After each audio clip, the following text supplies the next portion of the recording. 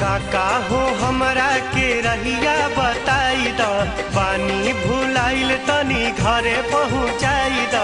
ना जानी गौआ के ना एगो काली माई बाड़ी हमरा गाँव, ओ एगो काली माई बाड़ी हमरा गाँव।